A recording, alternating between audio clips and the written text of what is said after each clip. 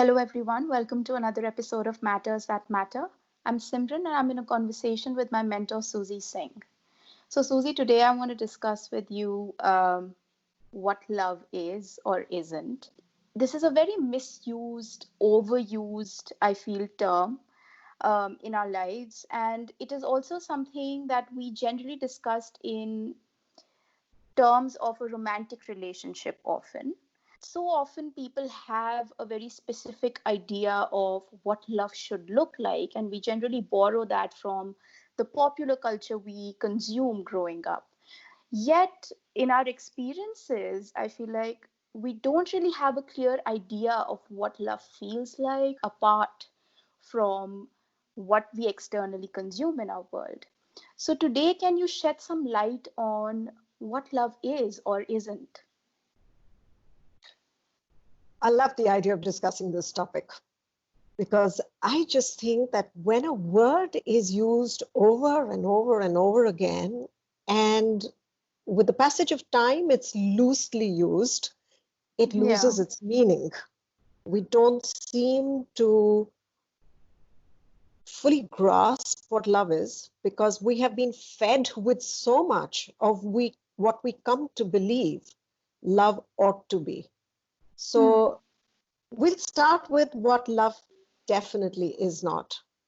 And the first one, which you rightly pointed out, is the idea of romantic love or a fantasy.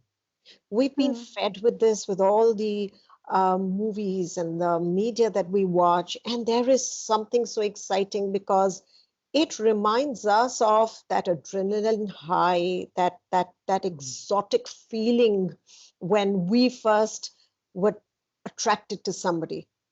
And because in that attraction, there is so much of our imagination involved that Yeah. I think it makes that very heady and intoxicating. Hmm. So we begin to associate uh, that looking into a man's eyes and him looking back at you and that amorous moment captured in eternity, and that becomes love for us. We Yeah. expect that kind of chemical high, that rush of blood and that whole feeling of being heady and head over heels. But those are our hormones speaking.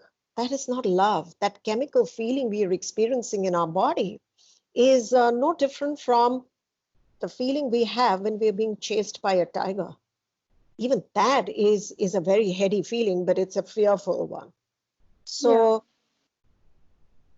it's not, we shouldn't mix up the idea of love because that can't be sustained.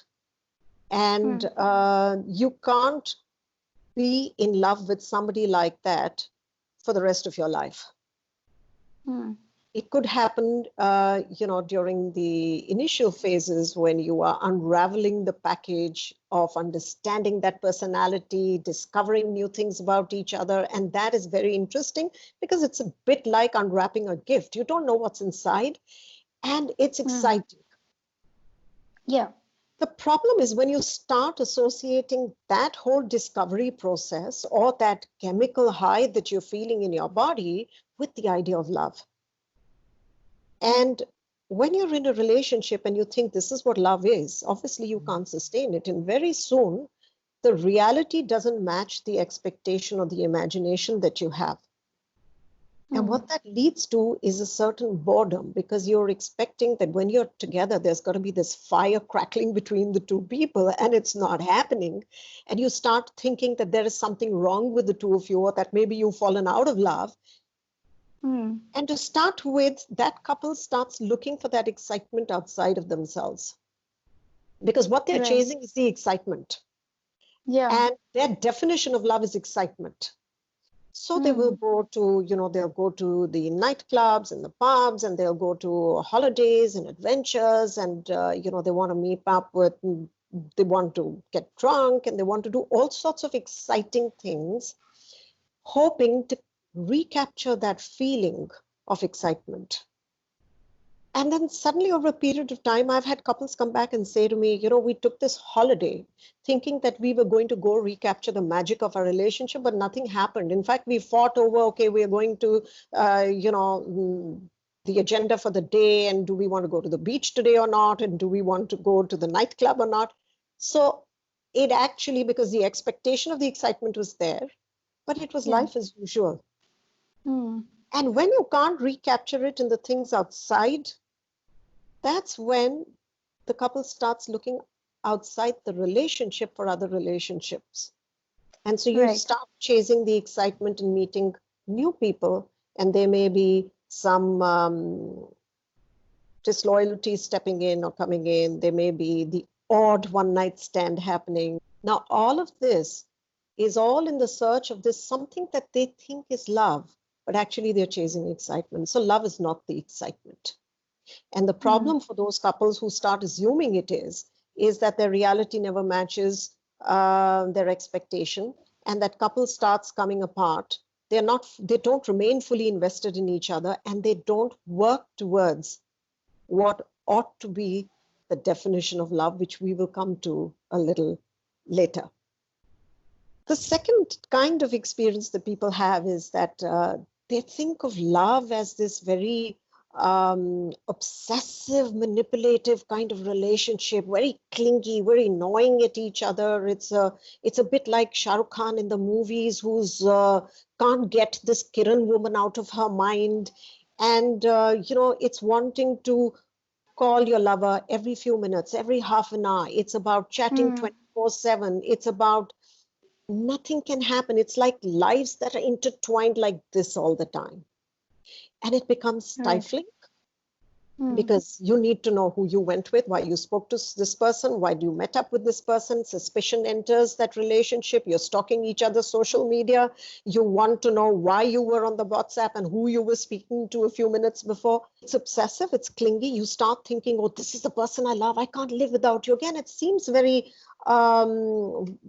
like love, because I can't live without, I can't exist without this person. Yeah. But what it's actually doing is these are two people feeding off each other. And in doing Yeah. that, they're actually eroding the trust in the relationship. They're eroding the sense of self in that relationship that both of them have. And over a period of time, this relationship becomes extremely stifling. Hmm. Because you actually don't trust each other. And it's very codependent. It's needy, it's Yeah. clingy. There's a third kind, which is love is all about domination and control. So, it's almost like, I love you, so I'm going to hand over the reins of my life to you. And now you can do what you want with me, in the sense that you define the way I view the world. I will agree with what you say. And as long as you're good to me, I will follow your instructions. I will commit to your views, your ideas, your thoughts, your beliefs. It's almost like surrendering your own identity. And the Right. person you're surrendering to thinks that, starts treating you like his property, that she's mine. Hmm. And it starts out feeling very good, because, you can go to the nightclub and, this man will have this arm around his woman, and nobody can sort of approach her, and she feels safe and she feels protected, and she feels, oh my God, he loves me so deeply, not Yeah. realizing that this is a little prison that he has locked you Hmm. in. Because after this, he's going to define when you breathe and how you breathe. So everything has to be done according to either this person, this man's wishes, or this woman's wishes, depending on who is the dominant person in that relationship. And the partner who's the non-dominant partner ends up Yeah. feeling, over a period of time in this relationship, extremely powerless. Hmm. There may be elements of gaslighting involved here, because the dominant personality will convince, because the dominant personality is convincing the other partner that how to think and how to feel. Hmm. So he will make this person believe that everything's perfect in the relationship, and that he or she is being oversensitive about things. So Hmm. some element of moonlighting gaslighting, sorry, may come into the equation. And Yeah. this element of self-doubt enters the other partner, and that partner's life, suppose, begins to become purposeless, because the purpose is the partner. He or she Right. can't think about themselves individually, and when that happens, it eventually leads to depression, because I'm Hmm. living somebody else's life. I am living life how they're experiencing it. I am not being true to myself. And so, this whole idea of either being dominated or dominating another individual or treating the partner like your private property, that is not Hmm. the idea of love. So as you can see, Right. different facets, but I've tried to club these broadly into these three, what I call the errors of love Hmm. categories. So I think those examples and scenarios play out very commonly around us, masquerading as love, and can be very relatable and helpful for all of us to figure out where we are making these errors in our lives. And I think understanding what love is not is incredibly important to reach the understanding of Yeah, what love actually is. sure. So watch out for our next video where we discuss what is love. Please write any comments, any questions, or any experiences that you would like to share with us right in the comments section. Thank you for watching, and we will see you soon.